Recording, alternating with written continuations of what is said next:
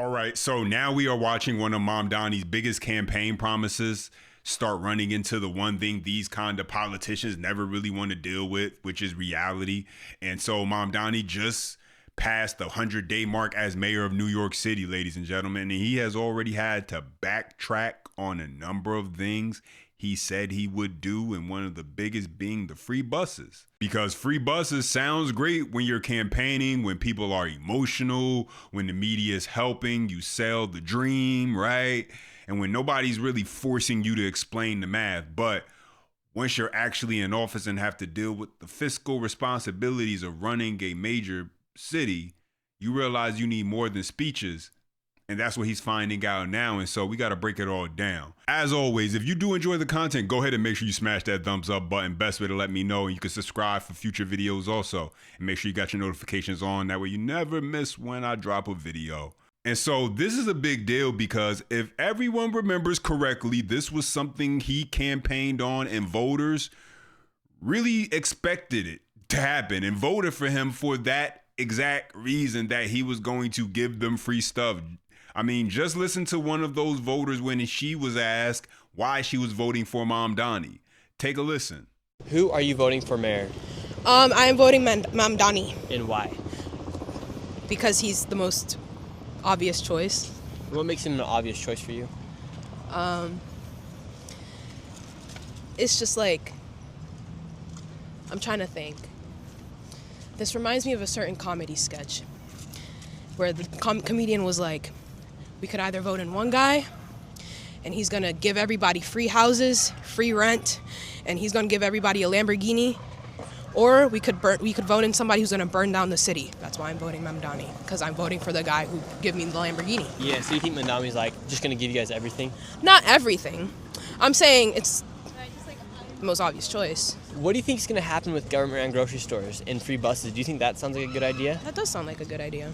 And freezing the rent? That does sound like a good idea. What if they have to freeze the rent to the point where eventually then the landlord's not able to come in and fix the washer and make a profit on his own lease?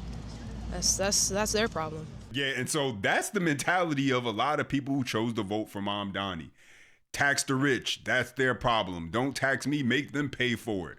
They got extra money, they can afford to take care of everybody else and get taxed more to cover all the free stuff that we deserve.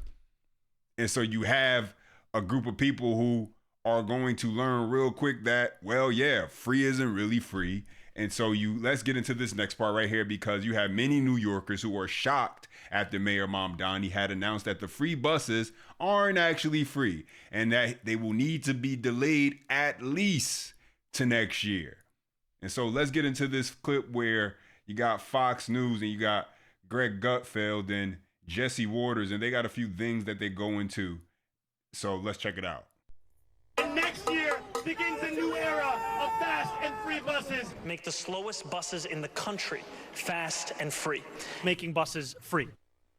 Mayor Mamdani now says free buses won't happen for this year at least. He told Politico, quote, I'm absolutely committed to making buses fast and free, and we're encouraged by the conversations we're having with the governor and legislative leaders to take action on that 2026 as a first step. Jesse, you hate to see it. No free buses. Yeah, so I asked AI, who's done this before? And the only city in the country that's done this is Kansas City. And Kansas City did it in 2020, and they just reinstated fares. Why? Because they lost so much money and because of passenger behavior. Now, what does passenger behavior mean to you? I think we know. And so what happened was it became such an issue because people would ride the bus without a destination. What does that mean to you? It became a homeless shelter on wheels. That's what's going to happen in New York City. Exactly. I mean, just imagine that in New York City. I mean, Kansas City is, a small city, especially in comparison to New York City, where you have a larger fleet of buses, a larger population, a larger homeless population. And now you give them access to be able to ride public transportation without being bothered because they're just allowed to ride all day long, don't have to get on, don't have to get off, whatever, no destination point, no worry about the fare. Yeah, while the buses might be free, I don't know that many people, especially if they have an option, a choice, who would choose to endure that and deal with that element versus take a taxi versus drive versus take some other form of transportation. That allows them to not have to deal with that element of society that sometimes can end up being dangerous or at the very least just unsanitary. But let's continue. Politics. The man in the first 100 days, Dana, filled 100,000 potholes in New York City. That's the kind of mayor I want. A mayor who fills holes. Mm-hmm. Do you want to take that one, Greg? I know what he's trying to do. Ridiculous. He's trying to get a visit to the boss later after the show, and I'm not going to fall for it. This has got to be confusing to Zoran's backers. They were told they get free buses. How hard is that? Just make them free. People can get on them. You don't have to pay for it. What's the problem? But then he has to explain to them, because they're stupid, that, it's not really free. Other people pay for it, like your neighbors, your boss, your landlord. Pretty soon they're going to leave, and then you're really screwed. You'll not only be walking to work, you won't be walking to work because you won't have a job. I think Zoran is harmful to civil society because he looks at whites and Asians who already pay a vast, disproportionate sum of taxes relative to the percentage of the population, which all goes to these corrupted social programs. And he's saying, they aren't paying their fair share. They need to pay more. Again, if you thought woke was dead, if you thought DEI is dead, it just changed its name and it transitioned. It's on steroids. You're paying for its new tits. Zoran wants to raise taxes on whites to fund a racial equity plan. This is to increase the burden on richer and whiter neighborhoods to address inequities elsewhere. Again, how is that fair? You're taxing the people already paying far more than their fair share. Why is he doing this? And this is what we have to focus on. We have to stop the fallacy of historical harms. The idea that affordability is linked to systemic racial inequality of the past. Sorry, I lived in California. I moved to New York 20 years ago. Not my problem, not my fault. I pay more money in taxes than you don't even want to know. This idea, this inequity plan is basically mugging the citizen without a knife.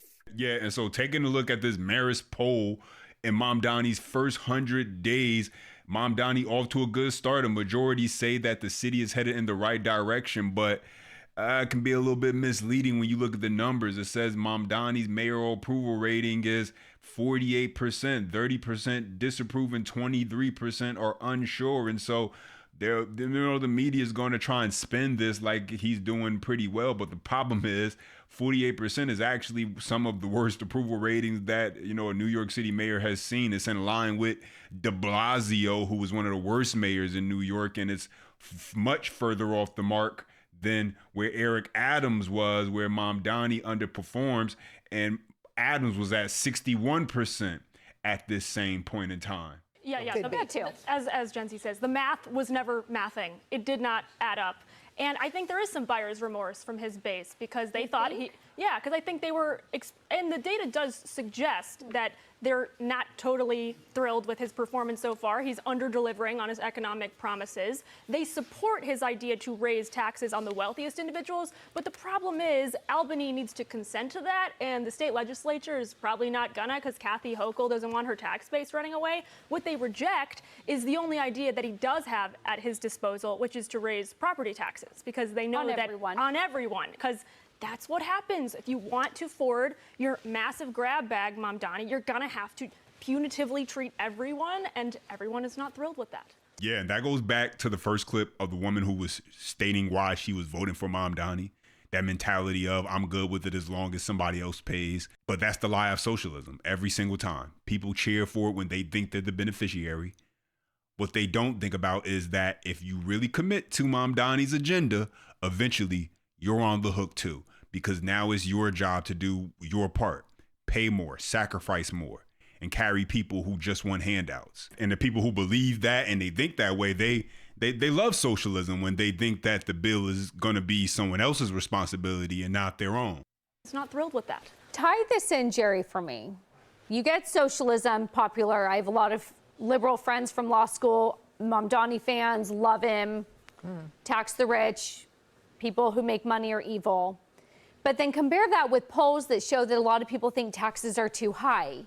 Where's the disconnect? Because I don't want to be like disparaging, but to me, like that connection is simple. But there's a lot of people who don't make that. They don't like taxes, but they still want to tax the rich. You're asking for logic where no logic is at work. Exactly. You can't be operating in logic, and they're not. Because if they were, they would understand that you can't expect the government to tax the people who are already paying far more taxes than a majority of the people are. They're going to tax them more. They're the ones who are creating the jobs if they're the businesses, but you want to tax them more in order to pay for more free programs. And so, yeah, you can do that. You can attempt to try and do that, but what do you think is going to happen? You're going to have people who have the ability to, they're going to leave. And that's what you're seeing. You're seeing businesses, you're seeing people who have the resources, they're fleeing, they're leaving blue states, they're leaving California, they're leaving New York, they're leaving Chicago. And what are they doing? They're going to states that are more business friendly. They're going to states that have less taxes and aren't trying to take all their money. Florida, Texas, South Carolina even is on the uptick. And ultimately, the people who are left behind are the folks who expected that they were going to be able to get the things for free. And so they're the ones who left holding the bag anyway. But let's continue. And if I could, I'd love to cite you a few of these stats from the Fox News poll, which is crazy interesting in terms of the people who are angry about high taxes. First of all, the top line is that 70% of us are really PO'd about high federal taxes as we come into tax season. And that's the highest ever. 2025, 59%, 2024, 64%. And it's the people, it's the groups that are angry that are so interesting in this poll. Voters with graduate degrees. Very liberal voters are angry more than ever before, up 24% year over year. Democratic men up 19%, moderates up 19%. So there's anger bubbling over with people who you'd be surprised to hear what they think about this. Yeah, and so no free buses, and it'll probably be a lot more stuff that comes out that Mamdani isn't able to do because, hey, you can't just say you're going to have somebody else take care of it. That's going to be your fix for the problem. You know, states, cities have budgets. They have financial limits that you have to work within in order to make a city run. And thinking that the solution is, well, we'll just go ahead and tax the people who make more money because they got it. That's basically what Mamdani's saying, right? I mean, that's not really a winning recipe. Not only for, you know, growth in your city, because, I mean, the goal is not just to, you know, get the people who are there, the businesses, the wealthy people who are there to stay and continue to grow and pour into your city, but it's also to be able to attract more businesses, more people. And I don't think you really do that by saying, hey, if you come here, we're going to actually take more of your wealth from you and you're going to have less of it. I don't think you're going to attract a lot of smart people with that sort of mentality. But that's the update and my thoughts. Now let me hear from you. Drop your comments down below. You know, I appreciate when you guys chime in. Hit that thumbs up if you do enjoy the content. Subscribe for more. And as always, until next time.